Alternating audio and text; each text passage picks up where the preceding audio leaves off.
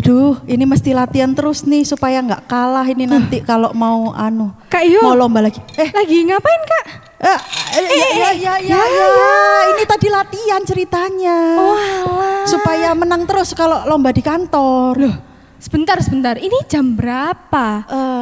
Iya. Loh Kak Yo lupa ya, hari ini ada apa yo? Oh, iya ya, sekolah minggu. Iya, kita aduh kan ya udah ini dipinggirin dulu deh, pinggirin dulu nggak apa-apa, udah.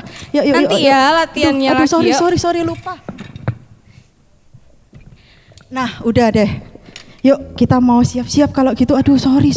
Iya. Ayo kita mau siap-siap sekolah minggu ya. Hati kita. Oke, yes. sip. Kita mau doa ke anak. Tolong doa dong. Oh iya, Iya. yuk teman-teman semuanya. Ayo kita mau sama-sama berdoa ya. Ya. Terima kasih Bapak, terima kasih Tuhan Yesus buat waktu yang indah Tuhan hari ini. Kalau kami semua anak-anak-Mu kami boleh lagi Tuhan hadir, kami boleh datang Tuhan, duduk Tuhan, kami boleh mengikuti ibadah walaupun dari rumah kami masing-masing. Kami mengucap syukur Tuhan buat setiap kesempatan yang Tuhan kasih, buat tubuh yang sehat yang Tuhan kasih Tuhan, buat setiap penyertaan Tuhan. Kami mengucap syukur Bapa. Tuhan, kalau sebentar lagi kami mau memulai kebaktian kami hari ini, kiranya Tuhan yang mau pimpin Tuhan kebaktian ini dari awal, pertengahan hingga pada akhirnya Tuhan. Kau yang mau pakai Tuhan mulut lidah kami anak-anak-Mu untuk kami mau memuji dan membesarkan nama-Mu. Terima kasih Bapa, terima kasih. Semua yang siap memuji Tuhan katakan amin. Puji Tuhan. Yuk kita semua berarti udah siap untuk memuji Tuhan. Yuk kita mau nyanyikan lagunya ya. Kita mau belajar satu lagu, bukan lagu baru ya bukan Kak lagu ya. baru tapi mungkin udah lama gak dinyanyiin. Bener, kita mau nyanyikan sama-sama. Buat yang masih duduk, ayo bangkit berdiri sama-sama supaya lebih semangat. Oke, siap adik-adik?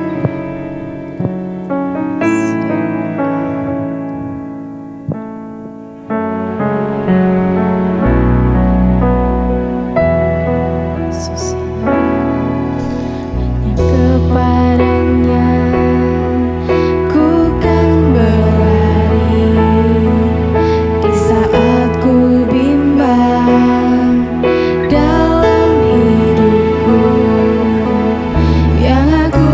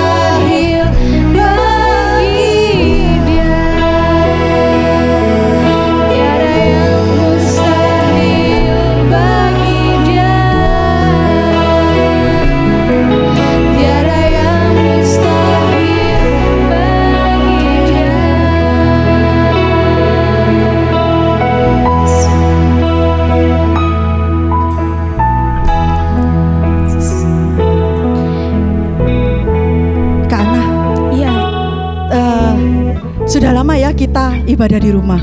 Bosen nggak? Iya, sudah 7 bulan ya. Kak, 7 ya? bulan ya. Tapi Kak Ana, kakak tiba-tiba ingat sesuatu. Kenapa itu, Kak? Kadang-kadang mungkin boring, bosen kita ibadah di rumah. Tapi Kak Ana pernah nggak merasakan satu mujizat waktu Kak Ana lagi ibadah di rumah? Pernah dong. Yang pasti itu walaupun kita di rumah masing-masing, tapi hadirat Tuhan tuh masih kerasa yang pasti. Iya. Tapi saya cerita sedikit aja sebentar. Boleh, ya. boleh, Kak. Jadi waktu beberapa bulan yang lalu sejak awal PSBB mungkin sekitar bulan April sampai mungkin siap 4 sampai 5 bulan saya itu lagi sakit sesuatu gitu ya. Gara-gara sakit ini mungkin sekitar 1 tahun yang lalu saya harus operasi. Tapi kali ini kan mau ke dokter takut kan ya. Benar, Tapi Kak. satu kali waktu itu saya ingat Om Guancun yang lagi khotbah kebaktian Minggu sore, waktu itu beliau berdoa untuk orang yang lagi sakit ya. Waktu itu tante hampir rasanya aduh mau gimana ini, mau ke dokter nggak bisa. Ya satu-satunya seperti lagu tadi ya, kita cuma bisa berharap sama Tuhan. Jadi saya sama suami saya waktu itu berdoa, suami saya tumpang tangan untuk saya, dipimpin juga dalam ama Om Guancun. Dan percaya atau enggak, sakit yang sudah 4 sampai 5 bulan itu sembuh. Wah. Luar biasa kan? Luar biasa kan adik-adik? Luar biasa ya, Kak, Tepuk ya. tangan sekali lagi buat Tuhan yuk. Puji Jadi Tuhan. walaupun di rumah jangan loyo, jangan santai-santai, karena Benar. Tuhan Yesus itu juga ada di rumah kita masing-masing ya kan? Amin. Benar itu, Yeay. Kak. Oke, yuk sekarang kita maunya yang lebih semangat. Oke, Kita siap? mau lebih semangat ya, Kak? Iya, ayo kita tepuk tangan sama-sama dulu yuk. Tepuk tangannya mana yuk? Yeay. Jangan malu, boleh berdiri. Yang masih jodoh, ayo berdiri. Rasakan lawatan Tuhan. Ayo semangat ya, Kak? Ya, betul. Dengarkanlah suara nafiri memanggil semua umatnya dari seluruh penjuru bumi datang untuk menyembahnya. Dengarkanlah suara nafiri memanggil semua umatnya. Gereja Tuhan bersatu kini mengangkat tinggi bajunya. Bersiap maju jangan lelah, Yesus panglima kita. Gunakan semua senjata dalam kuasa Roh Kudus. Angkat tangannya kita ya. Api kemuliaannya tercurah dari surga, penuhi kami semua. Bangkitlah gerejanya. Api kemuliaannya tercurah dari surga, beritakan pada dunia bahwa Yesuslah Raja segala raja.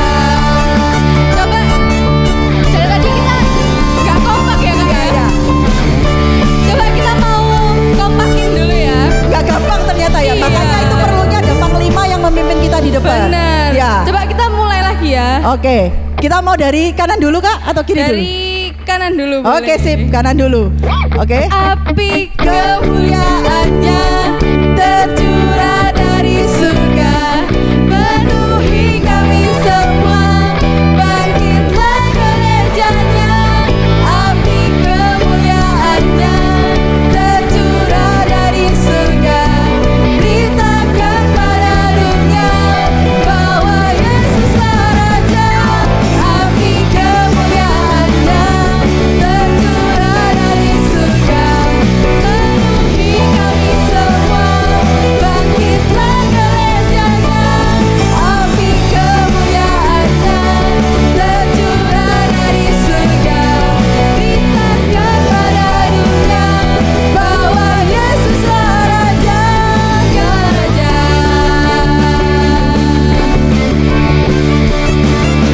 Segala raja.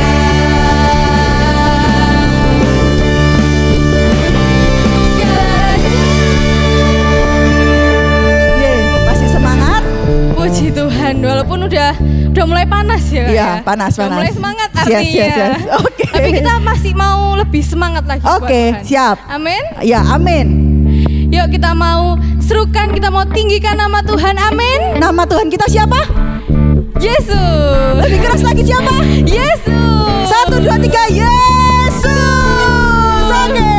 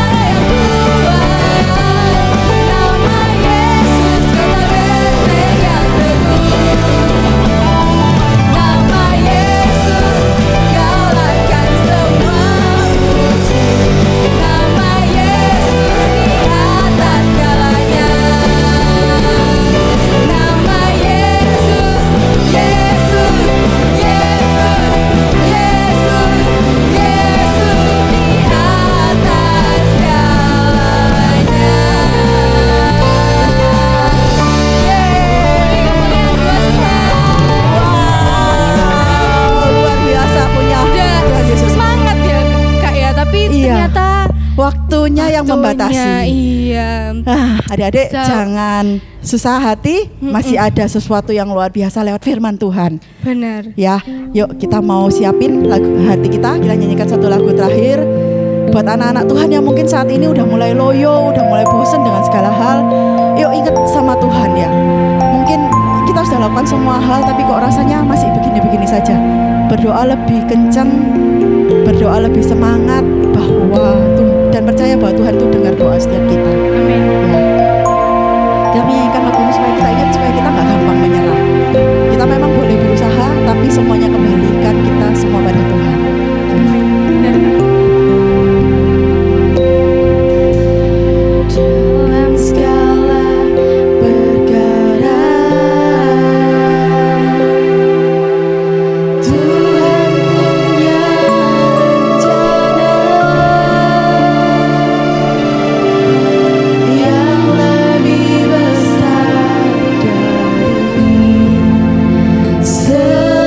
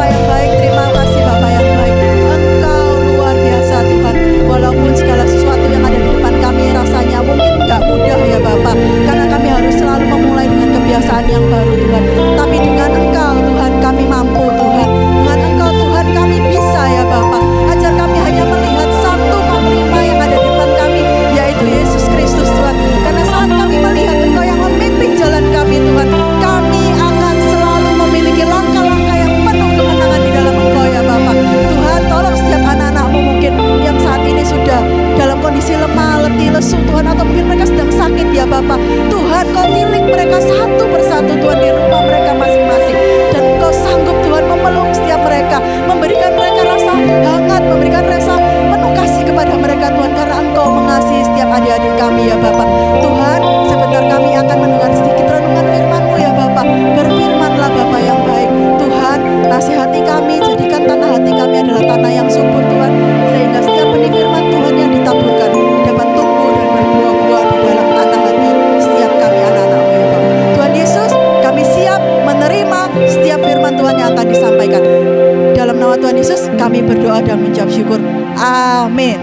Amin. Yes. Selamat mendengarkan firman Tuhan. Yeay. Tuhan Yesus memberkati. Oke. Dah. Shalom anak-anak. Kita dapat kesempatan lagi untuk beribadah, memuji, menyembah, bahkan mendengarkan firman Tuhan. Tentunya kita semua dalam keadaan sehat dan dalam keadaan sukacita, karena Tuhan selalu menyertai setiap kita. Amin. Firman Tuhan hari ini judulnya yaitu berjuanglah. Setiap tanggal 10 November di negeri kita atau di Indonesia dan khususnya di kota Surabaya diperingati Hari Pahlawan, yaitu dengan tujuan untuk mengingat, untuk mengenang, bahkan menghargai jasa para pahlawan yang telah berjuang dan berjuang untuk memperebutkan dan mempertahankan kemerdekaan. Dengan banyak korban jiwa yang berjatuhan, tetapi mereka terus berjuang dan berjuang sampai akhirnya kemerdekaan itu menjadi milik kita. Dan hari ini setiap kita sudah berada di dalam kemerdekaan dan kita bisa menikmati kemerdekaan karena hasil daripada perjuangan yang dilakukan oleh para pahlawan. Dalam tema firman Tuhan hari ini, berjuanglah, kita akan melihat 4 hal. Sebelumnya kita akan lihat melalui Kamus Bahasa Indonesia, kata berjuang itu artinya berlaga, bertanding, berperang, berusaha untuk memperebutkan sesuatu. Salah satunya yaitu memperebutkan kemerdekaan. Bisa juga memperebutkan medali di dalam dunia olahraga. Medali akan bisa diraih, medali akan bisa dialami oleh para olahragawan kalau mau terus berjuang dan berjuang. 4 hal yang akan kita bahas dalam tema berjuanglah. Yang pertama yaitu pendahuluan. Kemudian yang kedua adalah berjuang untuk apa. Yang ketiga berjuang butuh persiapan. Dan yang keempat berjuang tapi gagal mengapa. Kita akan melihat yang pertama pendahuluan. Perjuangan, pergumulan, usaha, kerja keras, dan peperangan itu tidak dapat dipisahkan dari kehidupan manusia. Setiap manusia harus berjuang, setiap manusia harus bergumul untuk memenuhi kebutuhan hidupnya dan juga untuk mempertahankan hidupnya. Bahkan juga harus berjuang, harus berusaha untuk menggapai, untuk mencapai cita-cita yang dirindukan dalam hidupnya. Misalnya mungkin ada di antara anak-anak cita-citanya jadi seorang dokter, cita-citanya jadi seorang pengusaha. Semua itu bisa terjadi dan semua itu boleh dirindukan, tetapi harus dikerjakan dan dilakukan dengan berjuang.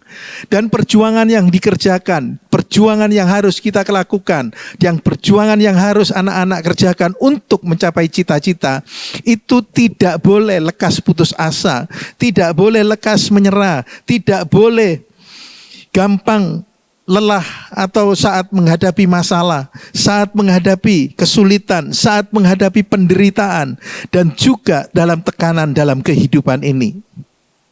Maka kalau hal itu ada di dalam setiap kehidupan kita, setiap kehidupan anak-anak, maka kemungkinan apa yang kita perjuangkan, apa yang kita cita-citakan, apa yang ingin kita raih di dalam kehidupan ini, mungkin bisa kita capai. Tetapi kita juga harus ingat bahwa perjuangan yang kita kerjakan, yang kita lakukan, dan cita-cita yang kita rindukan, itu belum tentu juga bisa kita raih. Bahkan mungkin bisa mengalami kegagalan. Tapi kalau terus mau berjuang, kalau terus mau berusaha, kalau terus mau bergumul, satu titik tertentu, hasil itu bisa kita raih. Contohnya seperti Thomas Alva Edison. Mungkin ada anak yang tahu Thomas Alva Edison penemu apa? Betul, bola lampu. Thomas Alva Edison sejak dari awal menyelidiki dan berusaha untuk menemukan bola lampu. Dia tidak pernah menyerah. Bahkan ratusan kali mengalami kegagalan. Sampai akhirnya Thomas Alva Edison berhasil dan sekarang kita bisa menikmati bola lampu. Juga para atlet olahraga, dia juga berusaha, bahkan bertahun-tahun berusaha melatih diri untuk mencapai hasil yang maksimal. Demikian juga dengan kehidupan kita sebagai orang percaya. Setiap kita juga harus berjuang, setiap kita juga harus bergumul, setiap kita harus berusaha, dan setiap kita juga harus berperang dalam kehidupan ini. Secara jasmani sama dengan orang-orang yang ada dalam dunia ini, yaitu untuk memenuhi dan mempertahankan hidupnya. Tetapi sebagai orang percaya, ada pergumulan secara rohani yang juga harus diperjuangkan dalam kehidupan kita, yaitu berjuang melawan kuasa-kuasa kegelapan. Di dalam Efesus 6 ayat 12 dikatakan bahwa musuh kita itu adalah kuasa dan penguasa kegelapan. Kita harus berjuang dan kita harus melawan. Melawan apa? Melawan tipu dayanya, melawan tawaran-tawaran iblis yang datang dalam kehidupan kita. Dan juga kita juga harus berjuang untuk mengalami semua janji-janji Tuhan. Kita harus berjuang untuk melakukan segala kehendaknya di dalam setiap kehidupan kita. Sekalipun kadang-kadang kita harus mengalami penderitaan, kita harus mengalami kesulitan, kita harus mengalami tantangan bahkan tekanan yang berat dalam kehidupan ini. Kita tetap harus berjuang. Sekalipun kita sebagai orang percaya, sekalipun kita sudah mengaku bahwa Yesus itu sebagai Tuhan dan Juru Selamat kita. Mengapa, saudara? Kita masih harus berjuang. Mengapa kita juga masih harus bergumul? Bukankah Tuhan Yesus itu Tuhan yang kuasa? Bukankah Tuhan Yesus itu Tuhan yang sanggup memenuhi segala kebutuhan kita? Tetapi kita tetap harus berjuang. Karena sejak pertama kita menerima Tuhan Yesus dan Juru Selamat sebagai Tuhan dan Juru Selamat kita, maka Tuhan Yesus tidak pernah berjanji bahwa kalau engkau mengikut aku, kalau engkau mengiring aku, maka semua hal dalam hidupmu akan berjalan mulus dan berjalan dengan lancar. Tetapi yang Tuhan janjikan bahwa aku akan menyertai kamu. Aku akan menyertai kamu. Sekalipun engkau melewati api, engkau tidak akan dihanguskan. Api itu bisa berbicara dengan masalah. Api itu bisa berbicara tentang penderitaan. Api itu bisa berbicara tentang tekanan yang berat dalam kehidupan ini. Dan juga sekarang waktu engkau mengarungi air, engkau tidak dihanyutkan. Engkau tidak dihanyutkan menyeberangi air. Di dalam Yesaya 43 ayat 1 dan 2. Kita baca. Yesaya 43 ayat 1 dan 2. Yesaya pasal 43. Saya bacakan. 43 ayat 1 dan 2. Tetapi sekarang beginilah firman Tuhan yang menciptakan engkau hai Yakob, yang membentuk engkau hai Israel. Janganlah takut, Sebab aku telah menebus engkau, aku telah memanggil engkau dengan namamu, engkau ini kepunyaanku. Apabila engkau menyeberangi melalui air, aku akan menyertai engkau. Atau melalui sungai-sungai, engkau tidak akan dihanyutkan. Apabila engkau berjalan melalui api, engkau tidak akan dihanguskan. Dan nyala api tidak membakar engkau. Itulah janji Tuhan, itulah janji Tuhan yang diberikan, yang disampaikan kepada setiap kita. Di saat kita mengiring Tuhan, di saat kita menerima Tuhan Yesus sebagai Tuhan dan Juru Selamat kita, itu yang Tuhan janjikan, penyertaan Tuhan. Bahkan Tuhan berjanji akan menyertai setiap kehidupan kita sampai dengan kesudahan alam. Dan juga di dalam Ayub pasal 7 ayat 1 dikatakan, hari-hari kehidupan manusia di muka bumi ini seperti orang perang. Hari-hari kehidupan di muka bumi ini seperti orang yang bergumul dan seperti orang upahan. Artinya apa buat kita? Artinya setiap kita, sekalipun kita sebagai orang percaya, juga tetap harus berjuang, harus bergumul untuk memenuhi kebutuhan hidup, untuk mempertahankan hidup, bahkan untuk meraih semua janji Tuhan. Janji Tuhan tidak akan pernah kita raih kalau cuma kita berdiam diri saja. Jadi ada bagian Tuhan memenuhi janjinya, tetapi ada bagian kita sebagai anak-anaknya untuk berjuang, melakukan semua kehendaknya. Maka berjuang ini juga membuat kita menjadi kuat. Perjuangan membuat kita merasakan dan mengalami kemenangan. Oleh karena itu berjuanglah terus sepanjang hidup kita. Berjuanglah terus, jangan pernah lelah, jangan pernah menyerah. Jangan jadi orang malas.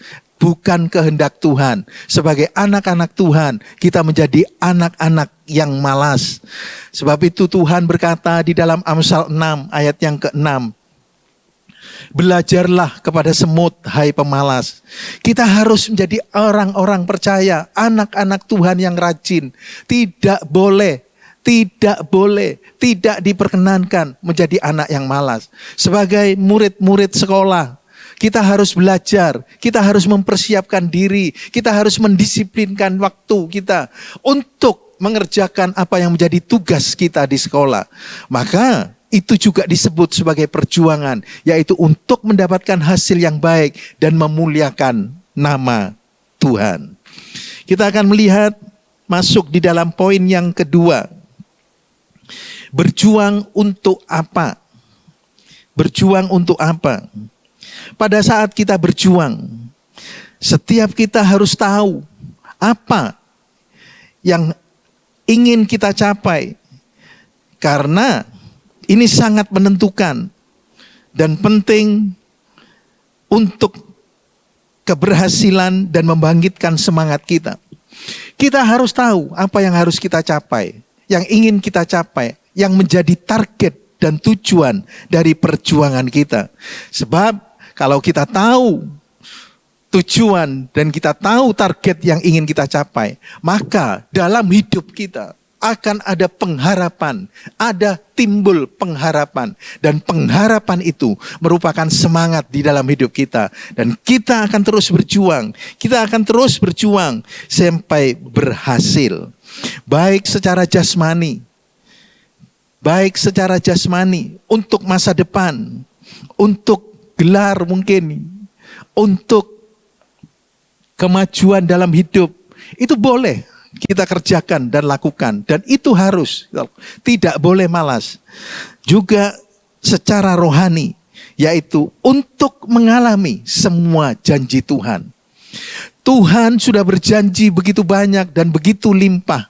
Kalau kita pegang satu janji Tuhan saja dalam kehidupan ini, aku akan memenuhi kebutuhanmu menurut kekayaan dan kemuliaanku di dalam Yesus Kristus. Di dalam Filipi 4 ayat 19. Maka kalau kita yakin, kita percaya dan kita terus berjuang melakukan kehendak-Nya, maka janji itu akan kita alami dalam hidup ini. Maka segala kebutuhan kita, segala yang kita perlukan dalam hidup ini akan dijamin dan akan diberikan oleh Tuhan dalam setiap kehidupan kita. Janji Tuhan apalagi yang harus kita raih? Janji Tuhan apalagi yang harus kita perjuangkan? Yaitu keselamatan. Keselamatan, kehidupan, dan masuk di dalam kerajaan sorga. Itu merupakan janji Tuhan. Itu yang merupakan tujuan kita untuk berjuang. Berjuang dan berjuang. Kita baca di dalam Lukas pasal 13 ayat yang ke-24, demikian bunyi firman Tuhan. Ini sebagai dasar ayat pokok dari pemberitaan firman Tuhan pada pagi hari ini. Lukas 13 ayat 24 berkata, berjuanglah untuk masuk melalui pintu yang sempit, yang sesak. Sebab aku berkata kepadamu, banyak orang akan berusaha untuk masuk, tetapi tidak akan dapat. Banyak orang akan berusaha untuk masuk, tetapi tidak akan dapat. Lukas 13:24 mengatakan, berjuanglah untuk masuk melalui pintu yang sempit. Sebab banyak orang berusaha untuk masuk, tetapi tidak dapat. Artinya apa buat kita? Bahwa ada yang bisa masuk, ada yang bisa lolos, ada yang bisa melalui pintu yang sesak itu, tetapi juga ada yang tidak bisa masuk atau mengalami kegagalan. Dari sini kita diingatkan, kita didorong, kita diberikan dukungan atau semangat supaya kita terus berjuang sampai masuk dalam pintu yang sesak. Jika kita baca di dalam Lukas 13 ayat 22 sampai 30, kita tidak baca semuanya, maka kita bisa mengerti. Kita bisa mengerti bahwa berjuanglah yang dikatakan di dalam ayat yang ke-24 itu merupakan perintah. Itu merupakan perintah, yaitu untuk berjuang dengan sungguh-sungguh sampai berhasil. Sampai bisa masuk melalui pintu yang sesak. Berjuang dengan sungguh-sungguh sampai berhasil. Sampai masuk dalam pintu yang sesak. Jangan sampai gagal. Karena ada akibat yang sangat hebat dan yang sangat mengerikan. Yaitu kita akan terbuang dan masuk di dalam kebinasaan. Yang tempatnya ada kertak gigi dan ratap. Ratap dan kertak gigi yang ada di dalamnya. Tetapi yang berhasil masuk dan lolos dari pintu yang sesak itu akan beroleh kehidupan. Akan menikmati kehidupan, yaitu keselamatan yang kekal. Sekarang kita akan melihat apa arti pintu yang sesak itu. Jadi pintu yang sesak, apa arti pintu yang sesak itu? Kita baca di dalam Matius pasal 7 ayat 13. Matius pasal 7 ayat 13 dan 14. Masuklah melalui pintu yang sesak itu, karena lebarlah pintu dan luaslah jalan yang menuju kepada kebinasaan, dan banyak orang yang masuk melaluinya. Karena sesaklah pintu dan sempitlah jalan yang menuju kepada kehidupan, dan sedikit orang yang mendapatinya. Di dalam Matius 7 ayat 13 dan 14 itu ada dua hal yang sangat berbeda antara satu dengan yang lain. Pintu yang sesak dan jalan yang sempit menuju kepada kehidupan. Yang kedua, pintu yang lebar dan jalan yang luas. Jadi pintunya lebar, jalannya luas, itu menuju kepada kebinasaan. Jadi kalau berdasarkan 2 ayat ini, pintu yang sesak adalah sarana atau jalan yang harus kita lalui supaya kita bisa masuk dan menuju kepada kehidupan atau keselamatan. Di dalam Yohanes pasal 10 ayat 9, Yohanes 10 ayat yang ke-9 dikatakan, "Akulah pintu. Barang siapa masuk melalui aku, ia akan selamat, dan ia akan masuk dan keluar dan menemukan padang rumput." Akulah pintu. Yohanes 10 ayat 9 berkata, akulah pintu.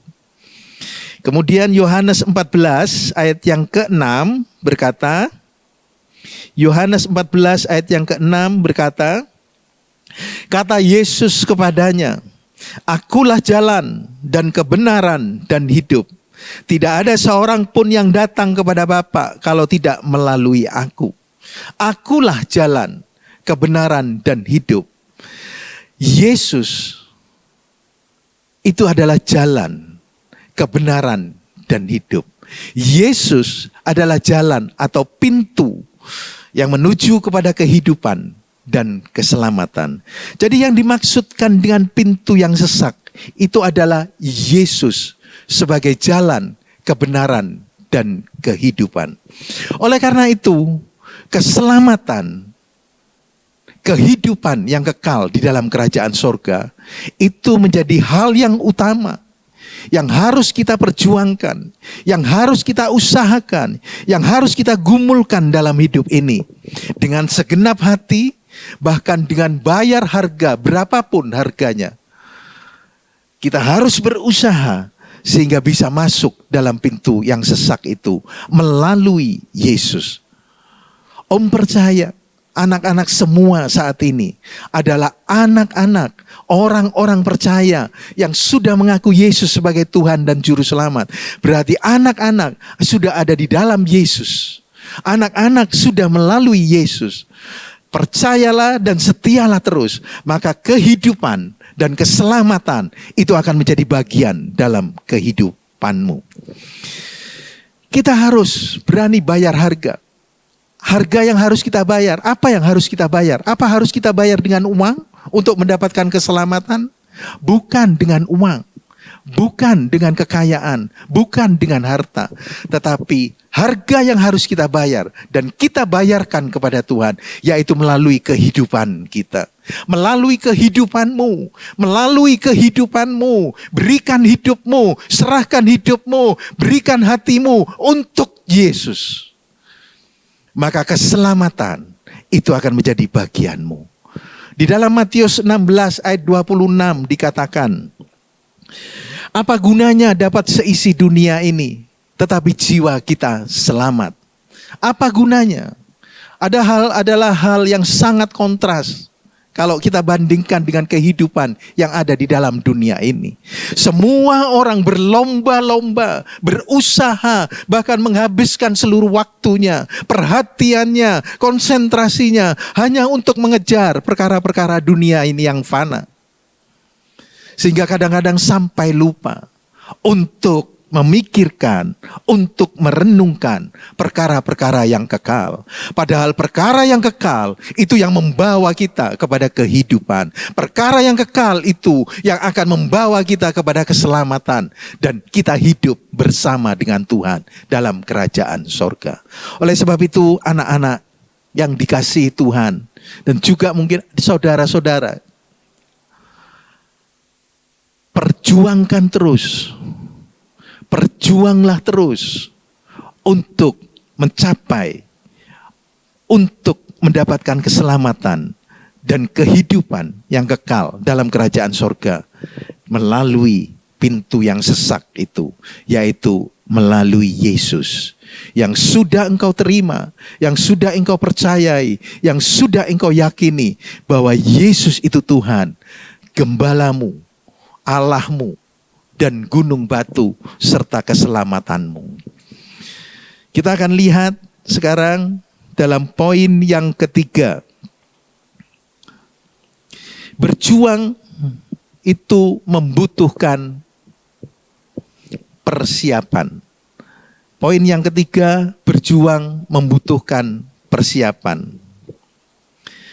Persiapan yang kita lakukan dalam berjuang itu sangat menentukan hasil yang ingin kita capai, hasil yang ingin kita raih dalam kehidupan kita. Seperti halnya anak-anak di sekolah menghadapi ujian, menghadapi ulangan. Kalau anak-anak mempersiapkan diri dengan baik, belajar dengan sungguh-sungguh, dan mengerti materi yang diberikan pada waktu sekolah, maka saat ujian diulangi, dipelajari kembali, maka pasti anak-anak akan mencapai hasil yang baik, bahkan bisa lulus. Itu berjuang. Anak-anak sebagai murid sekolah harus berjuang, harus mempersiapkan diri dengan baik untuk meraih hasil yang maksimal dalam hidupmu. Jika kita sungguh-sungguh, demikian juga di dalam kehidupan kita saat ini. Jika kita sungguh-sungguh mempersiapkan diri dalam berjuang untuk mencapai keselamatan kehidupan, maka itu pun juga bisa kita raih. Itu pun juga akan menjadi pengalaman dalam kehidupan kita. Kemenangan pasti akan kita alami. Kemenangan pasti akan kita nikmati. Tetapi sebaliknya, jika persiapannya saat kita berjuang tidak dengan sungguh-sungguh, asal-asalan, ya bermalas-malasan, mungkin waktu hanya dipakai untuk nonton drama Korea, waktu hanya dipakai untuk main game, main HP, main chatting dengan teman, terus bergurau dan bergurau, maka pasti hasil yang engkau capai, hasil yang engkau raih, itu tidak akan sesuai dengan apa yang diharapkan. Bahkan mungkin engkau akan mengalami kegagalan. Jadi persiapan dalam berjuang, persiapan untuk mencapai hasil, mencapai harai yang kita ingin nikmati dalam kehidupan ini, tidak boleh asal-asalan. Kalau asal-asalan, kita akan gagal. Bahkan tidak bisa masuk.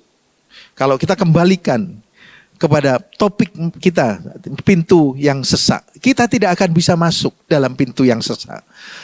Bahkan kita akan menjadi orang yang terbuang, gagal, dan menuju kepada kebinasaan yang kekal. Ada satu contoh di dalam firman Tuhan, di dalam Matius pasal 25, ayat 1 sampai 13. Di dalam Matius 25 ayat 1 sampai 13, tidak bacakan. Tetapi kita pasti semua sudah pernah mendengar, sudah tahu tentang kisah dalam Matius 25 ayat 1 sampai 13, yaitu tentang 10 anak dara atau 10 gadis. 5 gadis yang pintar atau yang bijak, dan 5 gadis yang bodoh. Permulaannya nampaknya 10 gadis ini secara luar tampak sama, tidak ada perbedaan. Sama-sama berjuang, sama-sama mempersiapkan diri untuk menyambut kedatangan mempelai. 5 gadis yang pintar atau 5 gadis yang bijak membawa pelita. 5 gadis yang bodoh juga membawa pelita. Dan mereka bersiapkan diri bersama-sama untuk menyambut mempelai. Mereka datang dan mereka sudah berusaha. Tetapi karena mempelainya tidak datang-datang, maka pelita yang dipegang, yang dinyalakan oleh 10 anak gadis ini, 5 gadis yang bijak dan 5 gadis yang bodoh, sama-sama menyala awalnya. Tapi kemudian karena waktu yang panjang dan lama, punyaan 5 gadis yang bodoh ini, minyaknya mulai habis, mulai berkurang. Di sini letak perbedaannya, persiapan dalam berjuang.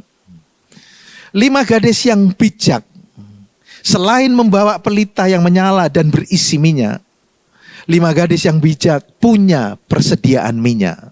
Membawa persediaan minyak di dalam buli-buli. Tetapi 5 gadis yang bodoh itu tidak membawa persiapan atau reserve minyak dalam buli-buli. Yang ada hanya yang ada di dalam pelitanya.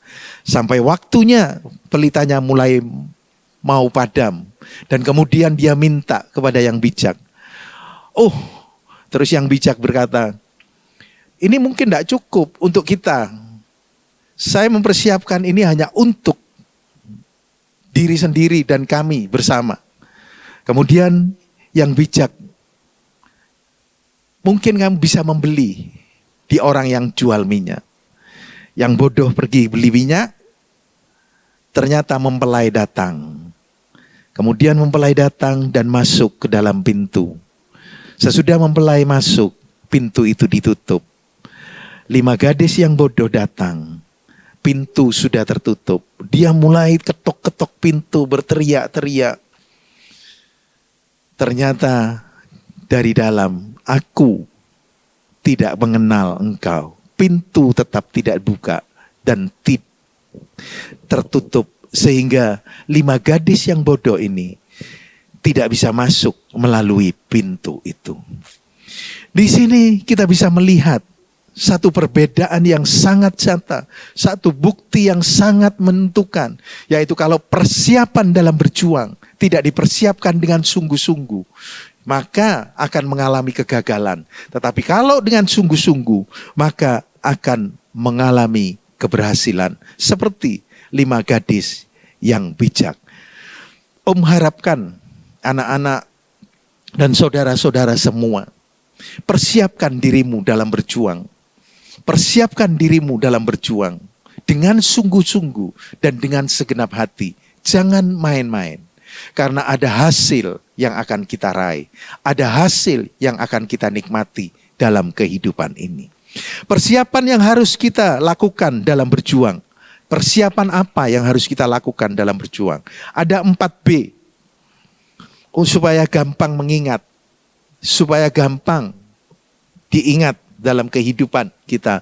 Dan kemudian anak-anak lakukan dalam hidup ini. Yang pertama, persiapan yang harus kita lakukan dalam berjuang. Untuk memperoleh keselamatan. Untuk masuk di dalam kerajaan sorga. Untuk berkenan kepada Tuhan. Yang pertama, yaitu bertobat. Bertobat. Kalau ada dosa, ada kesalahan, ada ikatan, bertobatlah hari ini. Bertobatlah saat ini. Karena firman Tuhan mengatakan, hari ini jikalau engkau mendengar suaranya, jangan mengeraskan hatimu. Bertobat itu artinya mengakui, membereskan dosa yang kita lakukan atau yang ada di dalam kehidupan kita.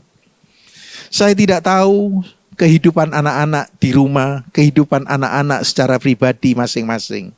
Tetapi ada 2 mata Tuhan yang melihat, yang tahu persis apa yang engkau kerjakan dalam hidupmu. Apa yang engkau lihat, apa yang engkau baca, apa yang engkau simpan dalam hatimu, apa yang engkau rekam dalam pikiranmu. Tuhan tahu persis keberadaanmu. Mungkin ada anak-anak yang suka nonton gambar-gambar cabul, suka dengan pornografi, game-game yang mengikat, yang menjurus kepada perkara-perkara dosa, kebencian, kejahatan. Hari ini saatnya engkau bertobat. Hari ini saatnya engkau membereskan segala dosa-dosamu. Hari ini saatnya engkau memulihkan hidupmu. Bertobatlah dengan sungguh-sungguh. Bereskan, akui dan bereskan, kemudian berbaliklah kepada jalan Allah. Kalau awalnya engkau berjalan ke kiri, jalan hidupmu menuju ke kiri. Kalau engkau bertobat, engkau ada dosa di situ, berbaliklah arah menuju ke kanan, yaitu ke tempatnya Allah. Maka Allah akan ampuni, Tuhan akan ampuni, Tuhan akan ampuni kesalahanmu. Kalau seseorang datang kepada Tuhan dan mengakui dosanya, semerah apapun dosa itu, akan Tuhan ampuni dan akan putihkan seperti salju. Di dalam Yesaya 1 ayat 18. Karena itu, periksai hidupmu saat ini. Periksai hidupmu saat ini. Kalau dalam hidupmu masih ada ikatan-ikatan dosa, perjuanganmu, apa yang kau perjuangkan, itu tidak akan membawa hasil. Perjuanganmu akan menjadi sia-sia. Berjuang itu harus nyata. Berjuang itu harus sungguh-sungguh. Berjuang itu harus ada dengan tindakan. Bahkan bertobat pun harus ada tindakan yang nyata yang harus kita lakukan dan kita tunjukkan kepada Tuhan. Sebagai contoh, seperti kehidupan daripada Sakius. Pada waktu Sakius menyadari kehidupannya sebagai orang berdosa, Sakius bertobat. Sakius mengakui dosanya.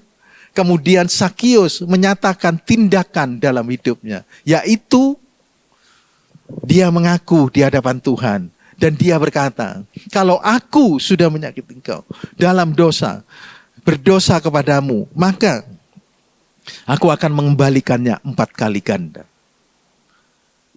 Jadi ada tindakan nyata. Demikian juga dengan anak-anak.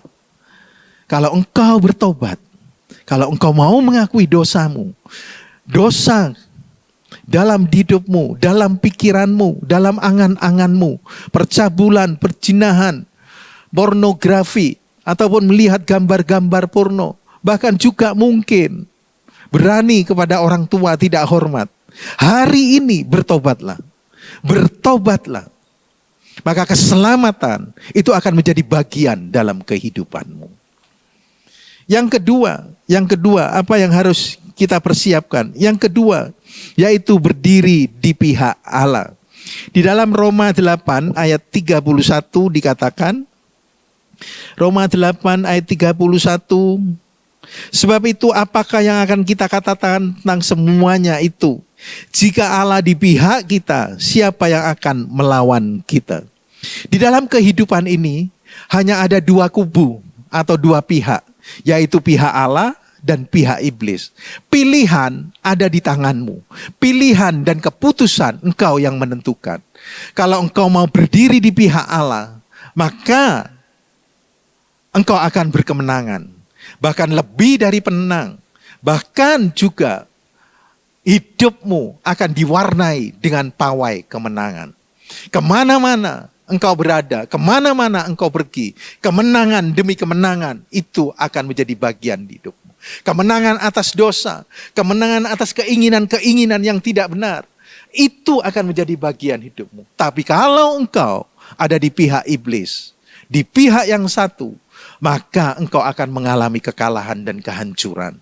Engkau akan ditewaskan dan dibinasakan oleh iblis. Oleh karena itu, Om yakin anak-anak dan saudara semua pasti mau berdiri di pihak Allah. Pasti mau ada di pihaknya Tuhan. Dan untuk bisa berdiri di pihak Allah, untuk bisa berdiri di pihaknya Tuhan, ada syaratnya. Yang pertama syaratnya yaitu hidup di dalam kekudusan. Itu merupakan syarat mutlak yang tidak bisa ditawar, yang tidak bisa disubal atau ditambal-tambal.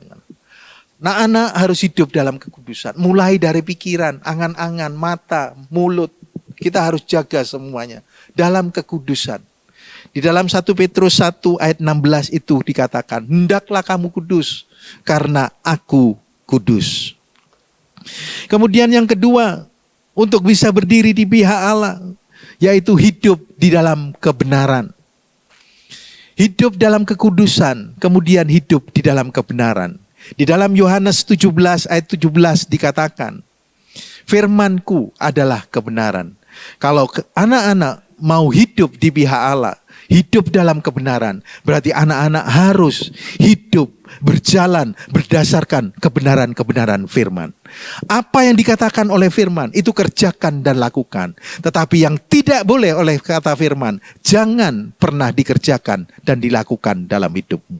Maka anak-anak akan terus ada di dalam kebenaran firman. Yang ketiga, supaya bisa berdiri di pihak Allah, yaitu hidup dalam pimpinan roh. Jangan hidup berdasarkan kehendak sendiri. Jangan hidup berdasarkan kemauan kita sendiri. Apa yang aku suka, aku kerjakan. Apa yang tidak aku suka, tidak aku lakukan. Tidak berdasarkan apa yang Tuhan katakan. Kadang-kadang apa yang kita suka tidak cocok dengan apa yang Tuhan mau. Itu harus kita lakukan dari hidup kita. Kita berjalan dalam pimpinan rohnya. Maka kita akan ada terus di pihak Allah. Dan yang keempat, yaitu hidup di dalam persekutuan. Anak-anak harus membangun persekutuan. Anak-anak harus hidup di dalam persekutuan. Sesama orang-orang yang percaya. Sesama anak-anak yang percaya dalam Tuhan. Kita boleh kenal. Kita boleh punya teman yang banyak. Kita boleh bergaul.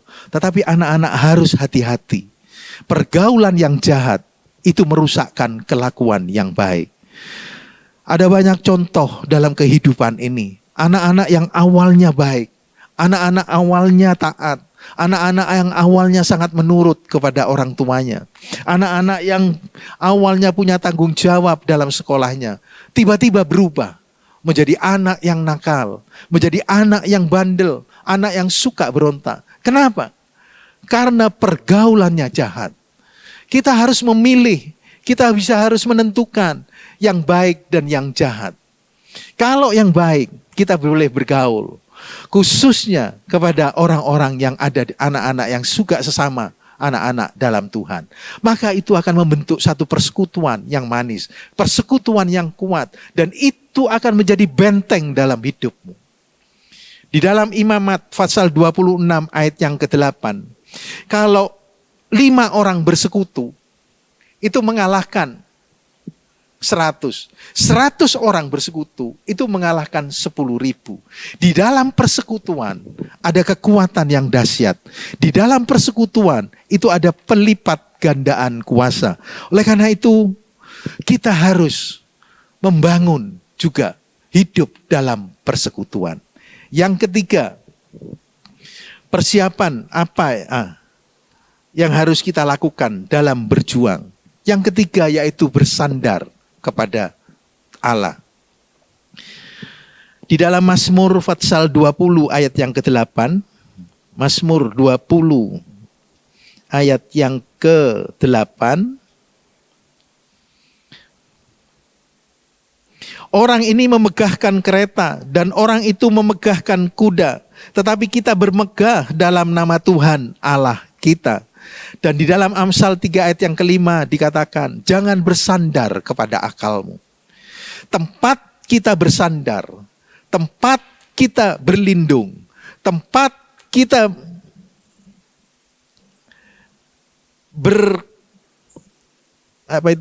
berlindung, ya. Yang paling kuat, yang paling kokoh, dan yang paling tangguh ialah Tuhan. Sebab itu kita harus bersandar kepada Allah. Jangan memakai dan mengandalkan akal kita serta pengertian sendiri. Orang yang bersandar dan mengandalkan akal sendiri, itu terkutuk di hadapan Tuhan. Tetapi orang yang berharap, yang percaya sepenuh kepada Allah, itu berkenan dan diberkati oleh Allah. Oleh karena itu, kita harus selalu bersandar kepada Allah dalam segala perkara. Terlebih saat kita menghadapi masalah, terlebih saat kita mengarungi kehidupan ini, terlebih saat kita mengalami penderitaan, ancaman, apapun juga yang Tuhan izinkan, yang terjadi di dalam kehidupan kita, bersandarlah kepada Allah. Dalam berjuang, kita juga harus bersandar kepada Allah. Jangan bersandar kepada akal dan kekuatan kita. Maka kita akan menang besar. Dalam 2 Tawarikh 14 ayat 11, di situ ada Raja Asa. Sedang menghadapi peperangan melawan orang-orang Raja Sairah namanya. Dan diceritakan di situ, Raja Sairah ini punya kekuatan 1 juta prajurit. Tetapi Raja Asa cuman punya 580.000 prajurit. Kekuatannya 1 banding 2. Tetapi Raja Asa mengandalkan Allah dalam peperangan itu. Dalam perjuangan itu. Akhirnya apa? Asa mengalami kemenangan. Bersandar kepada Allah. Itu membawa kita kepada kemenangan. Berjuanglah dengan Allah. Maka kita akan menang. Yang keempat, yang terakhir, yaitu berhasil bersama Tuhan. Mazmur 60 ayat 14 dikatakan, dengan Allah aku akan melakukan perkara yang besar. Kita akan berhasil, kita akan menang, dan kita akan bisa meraih kemenangan bersama dengan Tuhan. Jadi persiapan yang harus kita lakukan dalam berjuang, yaitu bertobat, berdiri di pihak Allah, kemudian bersandar kepada Allah, maka kita akan berhasil masuk melalui pintu yang sesak, meraih keselamatan, meraih kehidupan, dan masuk di dalam kerajaan sorga. Yang keempat, poin yang keempat kita lihat berjuang tapi gagal. Mengapa? Saudara? Dalam berjuang jika tidak melakukan persiapan yang sungguh-sungguh dengan mengikuti syarat-syaratnya, maka perjuangan usaha yang kita lakukan akan mengalami kegagalan. Karena pintu akan ditutup. Sebab tidak dikenal dan kita akan ditolak. Bahkan dibuang di tempat ratap dan tangis. Seperti 5 gadis yang bodoh. Berjuang tapi gagal itu ada 4 H. Yang pertama karena apa? Karena hidup di dalam dosa. Tidak membereskan dosa dengan sungguh-sungguh. Masih simpan ikatan-ikatan dosa dalam hidupnya. Yang kedua, hidup tanpa tujuan yang benar. Hidup tanpa punya target. Sehingga dalam berjuang itu asal-asalan. Dalam berjuang tidak dengan segenap hati. Bahkan dalam berjuang hanya memikirkan perkara-perkara jasmani. Hidup tanpa tujuan, tidak pernah ibadah, tidak pernah baca firman, dan juga tidak pernah berdoa. Berdoalah, bacalah firman setiap hari. Itu akan membuat hidupmu menjadi kuat. Yang ketiga, hidup hanya berdasarkan penglihatan. 2 Korintus 5 ayat yang ke-7. Tidak peduli dengan iman, hanya mengandalkan akal dan kemampuan manusia yang terbatas, maka kita akan mengalami kegagalan. Hidup dengan kehendak sendiri, tidak peduli, abaikan kehendak Tuhan. Hanya semau-maunya hidup sendiri. Dan itu juga akan membawa kegagalan. Jadi berjuang tapi gagal karena hidup dalam dosa, hidup tanpa tujuan yang benar, hidup hanya berdasarkan penglihatan, dan hidup dengan kehendak sendiri. Kesimpulannya sekarang, berjuanglah dalam hidup ini untuk perkara-perkara jasmani agar kita hidup. Berjuanglah untuk perkara jasmani agar kita hidup. Sesudah kita hidup, hiduplah untuk berjuang untuk perkara-perkara rohani, yaitu meraih, menggapai keselamatan dan masuk di dalam kerajaan surga. Berjuanglah selama hidupmu untuk meraih keselamatan. Kita naikkan sebuah pujian, kemudian kita akan masuk dalam doa.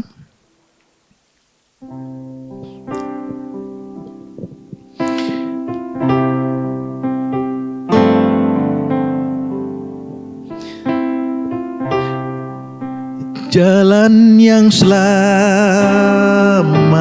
pilih jalan pada Allah. Serahkan diri di atas mezbah, jalan sempit tapi indah. Sekali lagi katakan, aku pilih jalan yang selamat, pilih jalan pada Allah. Serahkan diri di atas mezbah, jalan sempit tapi indah. Pastikan anak-anak, saudara yang mengikuti ibadah pada pagi hari ini, memilih jalan yang selamat, memilih kepada Allah, memilih kepada Tuhan, dan itu akan membawa kehidupan yang penuh dengan sukacita dan kebahagiaan. Aku pilih jalan yang selamat, pilih jalan pada Allah. Serahkan diri di atas mezbah, jalan sempit tapi indah.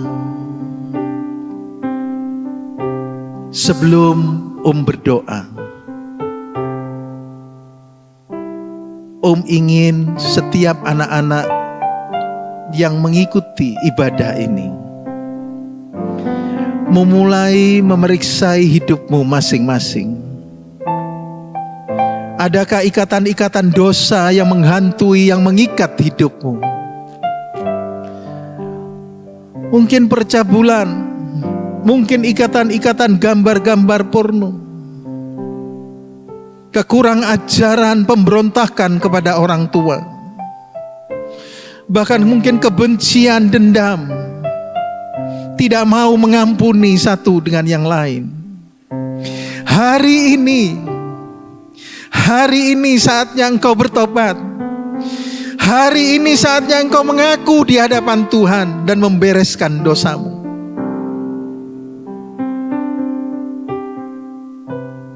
Angkat tanganmu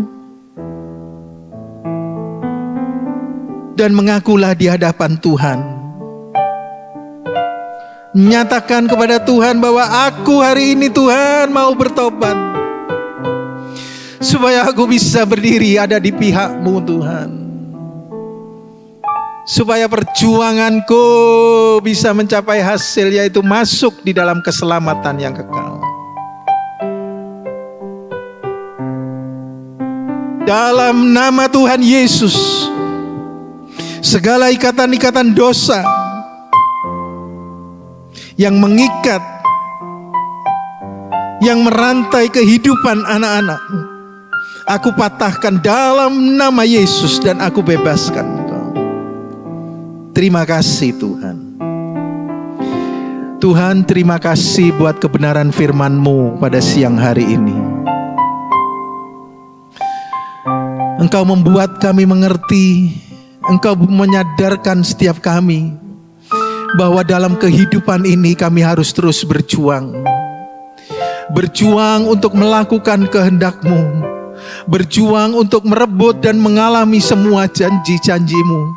Selain kami harus berjuang dalam mempertahankan hidup dan memenuhi kehidupan kami, tapi kami percaya Engkau menjamin setiap firman-Mu itu jadi di dalam kehidupan kami. Untuk kebutuhan secara jasmani kami, Engkau akan memenuhinya di dalam kehidupan kami. Oleh karena itu Tuhan, ajar kepada setiap kami untuk berjuang mencapai hasil untuk perkara-perkara yang kekal, yaitu keselamatan dan kehidupan bersama Tuhan dalam kerajaan sorga. Terima kasih Tuhan, terima kasih Tuhan, terima kasih. Angkat kedua tanganmu dan terimalah berkat, yaitu kasih daripada Allah Bapa, anugerah daripada Tuhan Yesus Kristus, pimpinan penyertaan persekutuan Roh Kudus, limpah dengan buah roh, dan karunia-karunia Roh Kudus dalam hidupmu, yang memberikan kekuatan, memberikan kemampuan, memberikan kecakapan untuk engkau melakukan segala firman Tuhan. Maka dalam perjuanganmu engkau akan berhasil. Berkat ini diberikan dalam nama Tuhan Yesus Kristus. Sekali lagi berjuanglah sampai ketemu lagi.